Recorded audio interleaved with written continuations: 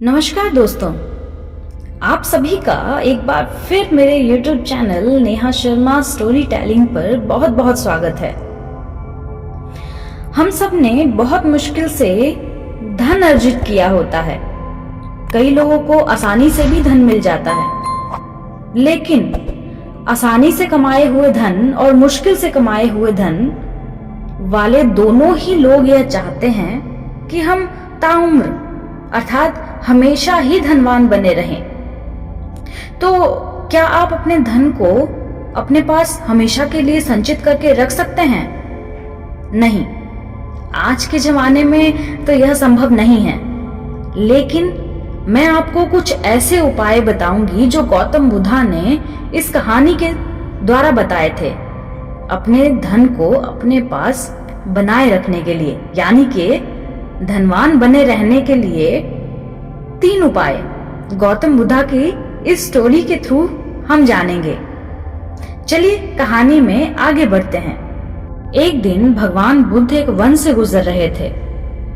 रास्ते में उनको एक व्यक्ति मिला जो जमीन खोद रहा था। बुद्ध विश्राम करने के लिए एक वृक्ष के नीचे बैठ गए। उस व्यक्ति को खोदते खोदते एक कलश मिला। कलश में से हीरे जवाहरात निकले। उसने सोचा, आज तो मेरा भाग्य जाग उठा है।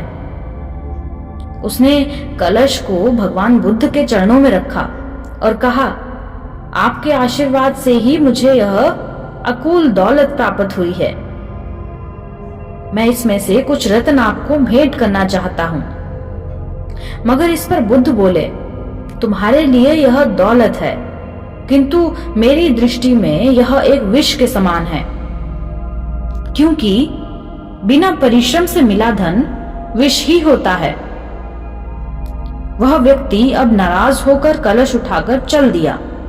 उसने हीरे जवाहरात बेचकर संपत्ति खरीद ली और दरिद्रता से धनवान हो गया। किसी ईर्ष्यालु ने राजा से शिकायत कर दी, जमीन में दबा धन राजकोष का होता है।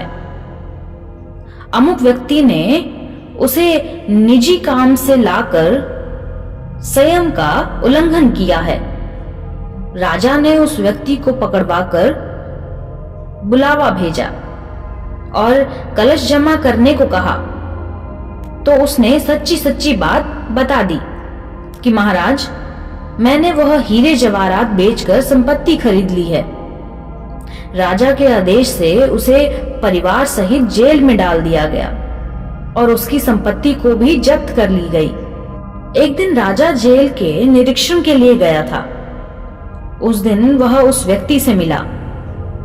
उसने कहा, राजन, मुझे जब वह कलश जमीन पर मिला था तो बुद्ध भी वहीं थे। उन्होंने मुझसे कहा था कि इसमें जो रत्न है वह विष समान है। यह सुनकर मैंने उनका अपमान किया था। आज जेल में रहकर मुझे अनुभूति हो रही है कि उनकी बातें बिल्कुल सच थी। बिना परिश्रम किए बिना मिले रत्न से मुझे कोई लाभ नहीं हुआ और वह पैसा या वह रत्न मेरे लिए विष के समान हो गए हैं। मैं एक बार भगवान बुद्ध के दर्शन कर उनसे क्षमा मांगना चाहता हूँ। राजा ने भगवान बुद्ध का सम्मान सहित राज्य में आमंत्रित किया। जेल से निकालकर उस व्यक्ति को बुद्ध के पास ले जाया गया। उसने उनके चरणों में बैठकर क्षमा मांगी तथा सब सच सच कह दिया कि उसे किस तरीके से अपनी गलती का एहसास हुआ है और उसके साथ क्या क्या घटनाएं घट गई। कलश में वास्तव में विष ही था जिसने मुझे जेल भिजवा दिया। बुद्ध के आदेश से राजा ने उसे जेल से रिहा कर दिया। उसने उसी दिन से परिश्रम से प्राप्त हुए धन से ही जीवन यापन करना शुरू किया। अर्थात दोस्तों, हम लोग अगर परिश्रम करके कोई धन कमा रहे हैं तो वह हमारी असली पूंजी है, लेकिन शॉर्टकट से कमाया हुआ पैसा या फिर किसी गलत तरीके से कमाया हुआ पैसा हमारे लिए अच्छी चीज नहीं है। उससे हमें कोई ना कोई हानि पहुंचती ही है।